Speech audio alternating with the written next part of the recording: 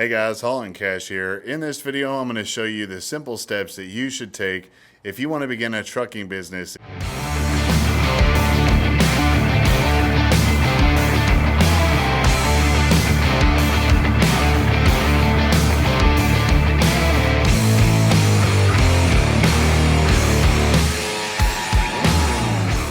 Real quick, if you're new to this channel, please consider subscribing. All we discuss in this channel is freight, how to move freight, how to make money moving freight, how to get into trucking, how to be better at trucking, how to secure loads while trucking.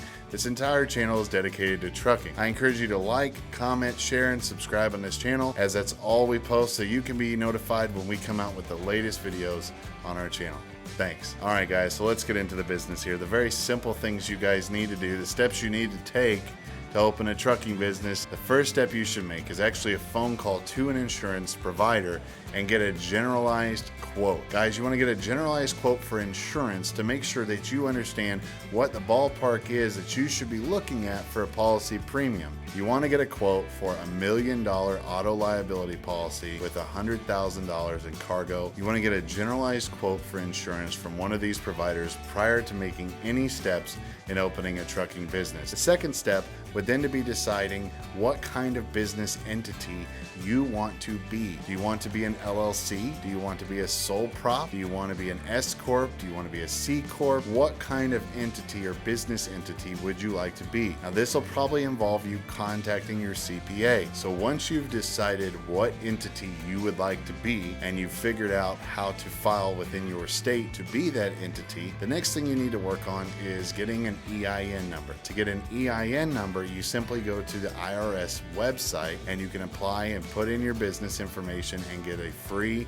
EIN number. This is the social security number for your business. And then going to Duns & Bradstreet website and getting a Duns & Bradstreet number. Okay, so you went to the IRS website and you got your free EIN number, and then you went to Duns & Bradstreet and got your Duns & Bradstreet number. The next step, you want to get a business checking account. Guys, you want to keep your personal life and your business life 100% separated at all times. The next step is to figure out if you're going to be a leased on business owner or if you're going to be under your own authority. Now, the differences are this. Having your own authority means that you are the company responsible for safety. You have your own MC number or operational authority number, and you're operating solely underneath your own numbers. Your numbers on the door are solely yours. So let's say you want to be under your own authority.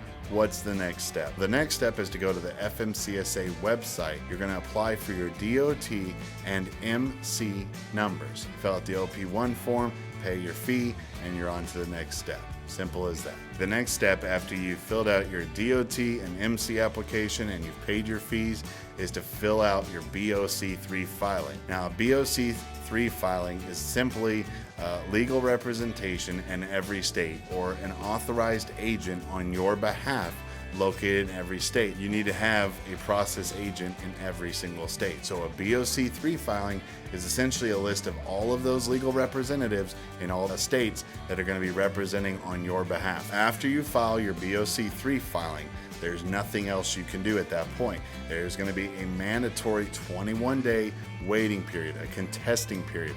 This is a period in time that anybody can look out and see that you're opening your business. They can contest you for operating your own authority, or let's say you're scamming people or you're opening multiple authorities under the same name or whatever your case may be.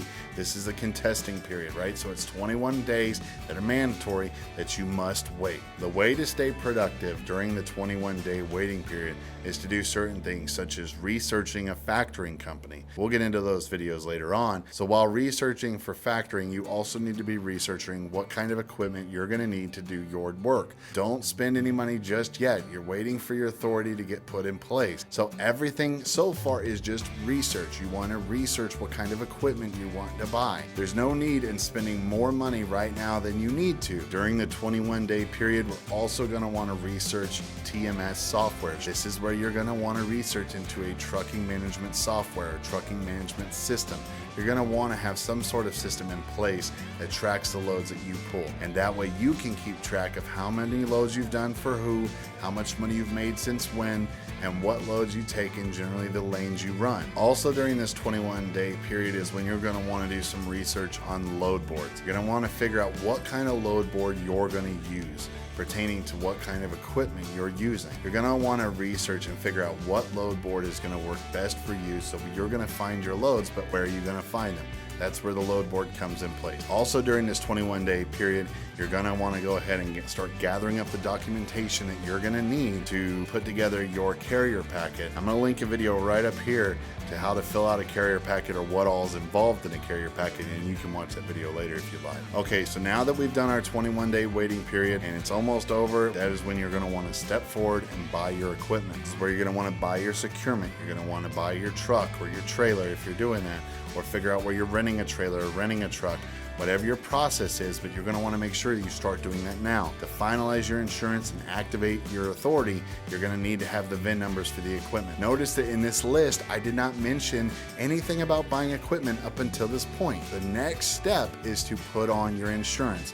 Now let me make a caveat to this. When you put on insurance to your MC number, that is when your numbers will go active. Right now, just by applying for them, that they don't go active. You might have them, but they're not live. The start date or the active date isn't there yet. It doesn't go active until you apply insurance. Now here's the caveat. When you apply insurance, they're going to require a down payment. It's probably going to be somewhere between $1,000 to $5,000 down. This is why you make that phone call in the beginning to find out if this is even something worth your time. But when you put it in place, realize that you are paying for insurance that is already being paid for. Everything else after that needs to come quickly, and it doesn't always come quickly. Just realize that now that you've waited the 21-day period, you're going to be making a sizable down payment for your insurance, and you're going to be turning your authority live. But you're not able to drive just by doing that. So after you activate your insurance, you're going to wait about another week. But once you get the letter saying your authority is active, you're going to want to work quickly here. The next step after that is get your federal and state inspections out of the way. If you're in the state of Texas, you got to do a state inspection. If you're not in the state of Texas and you don't require a state inspection, you're still going to require a federal inspection. How do you get this done? For the state of Texas, if you want to get a state inspection, you can go to a shop that does both. They do state and federal inspections. So normally this will be conducted at a truck stop. A lot of truck stop repair places will be authorized inspectors as well. They will go through and conduct a safety check. With your safety equipment, check your lights, check your brakes, check your tread on your tires, check to make sure everything is working appropriately. You're going to need to have these inspections in place. The next thing to do is to contact your DPS or DMV office or wherever you get your tags from, right? The license plates. You're gonna wanna get apportioned plates. If you're a CDL operator, you'll be getting a portion plate. They're gonna ask you for your business documents, all your business filings, your EIN number. They're gonna ask you for your inspection. Then you're gonna go down there and you're gonna pay between $700 to $1,500 for your yearly plates. This is where you're gonna register your weight. So for your hot shots, you're gonna be registering your weight, anywhere up to 45,000 pounds maybe is your max weight. For semis, you're going to be registering for 80 in most states. You're going to want to do this kind of quickly because you've already put on your insurance. So time is of the essence. You are paying right now to insure a vehicle that isn't making any money. Okay, so after you get your plates, right, you've got your plates on your truck, the next thing you're going to need to do is probably call your state comptroller, or you're going to need to go get your IFTA stickers. Some states you get your IFTA stickers when you get your apportion plates. In other states like Texas, you call the comptroller.